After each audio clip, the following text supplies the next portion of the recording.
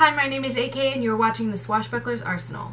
I'm in a different setup today for this intro because I've already edited the video and I kind of wanted to do a voiceover styled intro, outro situation. So I'm just going to be watching the video and then talking about it. So in today's video, basically I'm going to be talking about how I stay organized in my sewing room slash office slash bedroom, because that's the situation that we are in right now. I am a aspiring minimalist, but I am also an aspiring zero waste liver. I don't know what they call people who live zero waste, but a zero waster? I don't know.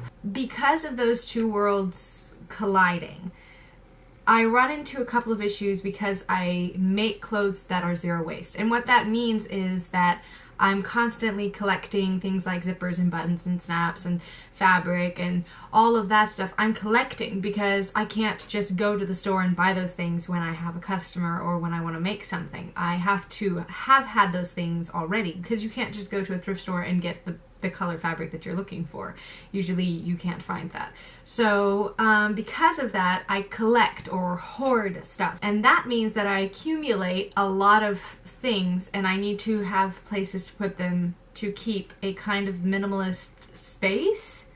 I don't know if that makes any sense, but for me, minimalism isn't a perfect number, and it doesn't mean the smallest amount of things. It means only the things you need, and that you're not accumulating things that you don't need, and that your space is always a space that cultivates creativity and kind of a peace of mind. So because of that, I try to organize everything that I have in a way that it's not going to invade or encroach on my working space, so that I can still keep a clear mind, because your space is a representation of your mind. So if your space is chaotic, your mind will be as well. Without further ado, let us just delve into this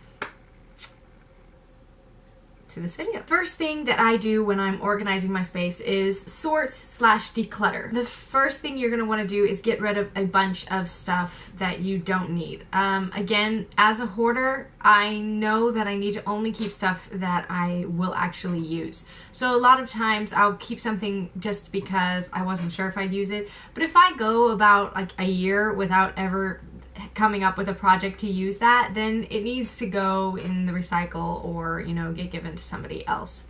And when I say that I reuse things, I reuse everything, literally everything. That was a drawstring bag that I'm saving the rope and the fabric from, because I will use both of those things. So going through and rethinking everything that I have is a very good way of keeping that hoarding contained so I don't end up with too much.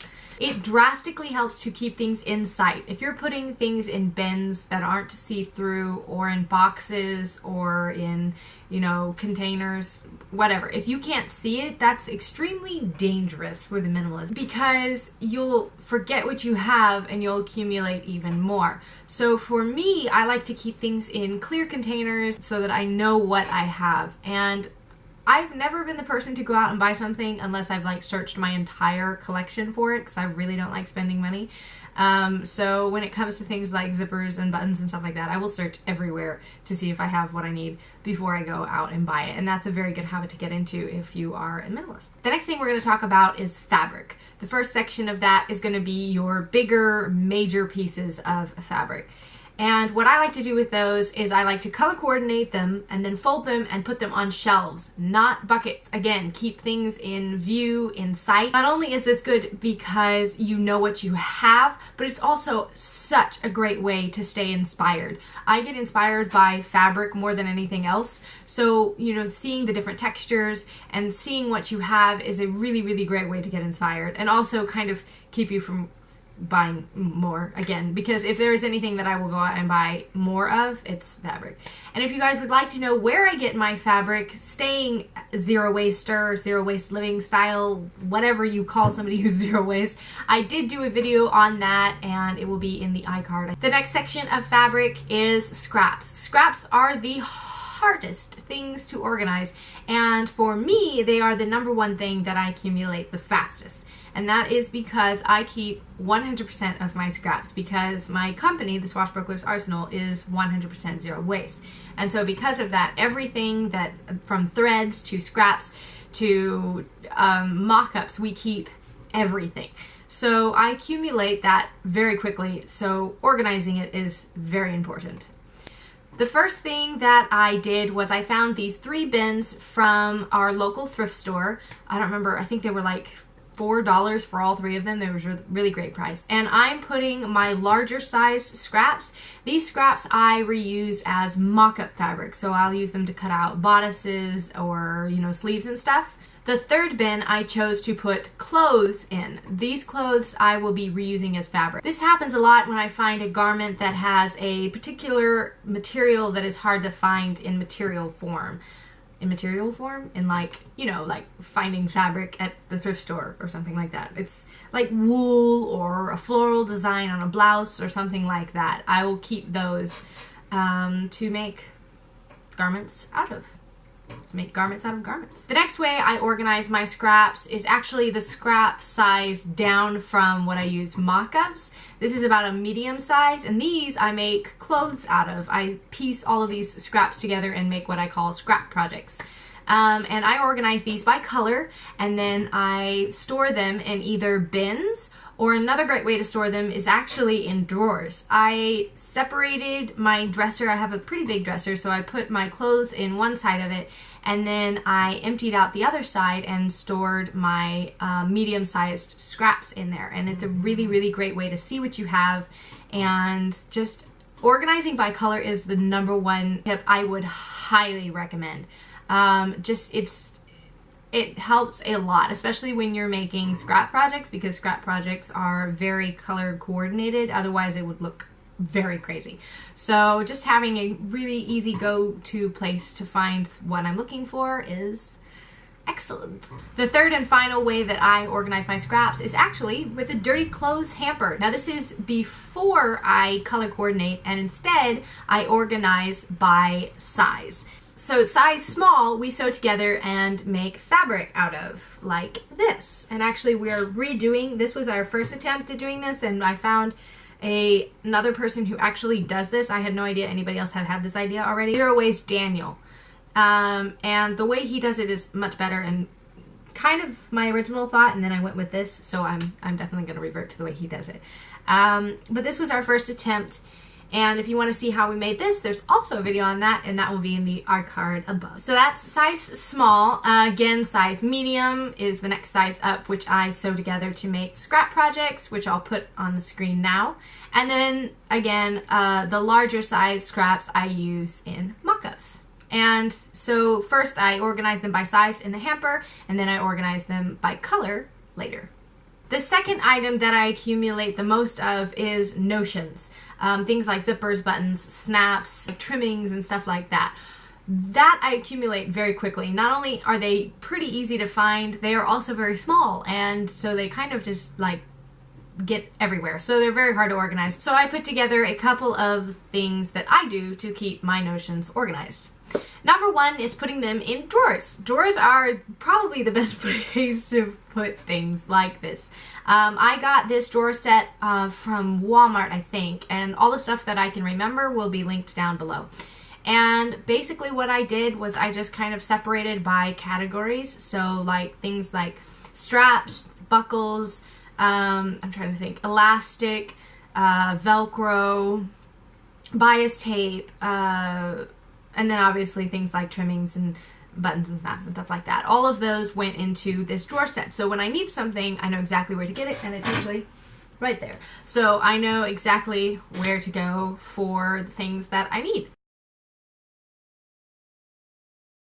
And this is how the end of sorting and dividing into the drawer turned out. I was very happy with how it all laid out. And I didn't realize how much like I had. And again, great source of inspiration when you get to see all these unique things that you didn't realize that you had. Those are shoulder pads, like zippers, just very cool and very great inspiration. So After I sorted by like item, I ended up realizing that that top drawer needed a bit more organization. So I thought about it for a while. I thought maybe, you know, jewelry drawer organizer, which is what I actually found. And this one I found at the Container Store. But another idea I came up when I was having a very hard time finding a jewelry organizer that was small enough to fit into these very, very small drawers. I realized that an ice cube tray would work perfectly. So if you don't have a jewelry drawer organizer or you don't want to spend that money, you can find an ice cube tray at your thrift store and you can just organize by that. So I did this with like bobbins and hook and eyes and stuff like that. And then I also found another case at the Container Store that was specifically for crafts, and that's what I put, or it was for beads, and I divided my buttons up into it. And that was that. Watching time lapses are so satisfying. Especially when it's you that did them, because then you're just like, yeah, that's how fast I got that done. When in reality it took a bit of time. Especially organizing those drawers. And that's the finished look. Very organized. Very happy. This next organizational tip I can't actually take credit for. I got this idea from With Wendy on YouTube. And that is pegboards. And I had never thought of using pegboards for sewing before, and I love the way this turned out. Basically, I removed one of the shelves from off my shelf set, and I got a pegboard from Lowe's. I painted it white, and then I zip tied it to the shelf. Because these are movable shelves, they have little like spots for you to put the shelves in, and so I just zip tied through one of those holes and then through the pegboard holes. And then I went on Amazon and just searched pegboard accessories, and I will try to find these again and link them down below. But I just put these hooks on there, and then I put the thread on there, and the combination of the black on white and then the color coordinated threads just is again keeping that minimalist feel, that clean, clear, organized space that helps my mind stay clear, and also again brings inspiration. These bigger hooks I actually just got from Lowe's when I got the pegboard, and I used those for the bigger spools. And then this basket I got off of Amazon, and again I will try to link that down below. And I came up with this idea to store ribbon on the pegboard, and I love the way this turned out. I've always wanted to have my ribbon on display because I love the way it looks, and I've tried a couple of different things in the past, but they've never really like worked. But I love the way this works, because then you can just pull the ribbon however much you want and then cut it. You can trade it out if one gets empty. Just, I love the way this turns out. And again, a great source of inspiration. All those beautiful colors. Just very great. Next up, we're going to talk about storing projects. These are things that you aren't going to get to right now, but you want to get to in the future. For me, this happens quite often, unfortunately, and the way I actually like to do this is I either A, think about whether I am actually going to finish this project, and if I'm not, if I really think about it and I'm like, I don't want to do this, then I usually put it in that basket under my bed with the clothes that I'm going to use as fabric, because that's how I'll reuse that project. If I am going to finish the project in the future, there are two ways I like to store it. One is to hang it on a hanger with the rest of the project, so it's all in one place, so that if I ever get some time, I can just go to the closet, grab that hanger, and, you know, start working on it. The second way I store it is usually in, again, Walmart bags. This is how I recycle those bags, or just placed in a bin. And if I keep them in Walmart bags, it helps keep them separated, and again, I can put everything I need to finish that project in the bag. And the last category that we're going to cover today is patterns. And I actually can't take credit for this organizing tip either, because it was a friend of ours who first did this, and I loved the way they organized their patterns.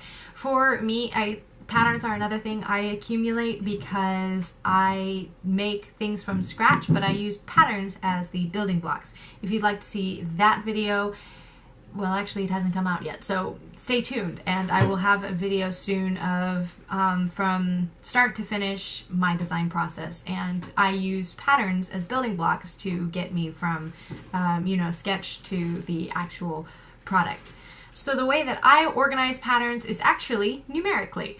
I take all of the patterns, and this time around my sister did this, but we take all of the patterns and we put them in order numerically in a box, or even in some drawers. If you don't want to use drawers for your scraps, you can use them for your patterns.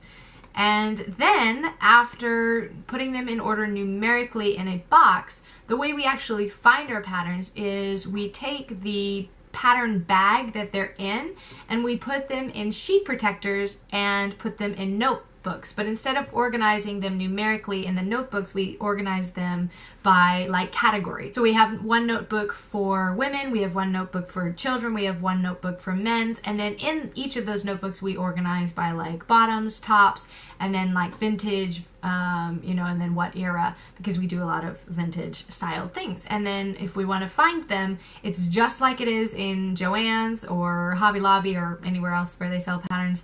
And you just find the number, and then you find that number in the drawer or in the box. And that's it. If you guys liked this video, please hit the like button. If you would like to see more, please subscribe and hit that notification bell. And if you have any suggestions or requests, please leave them in the comments down below.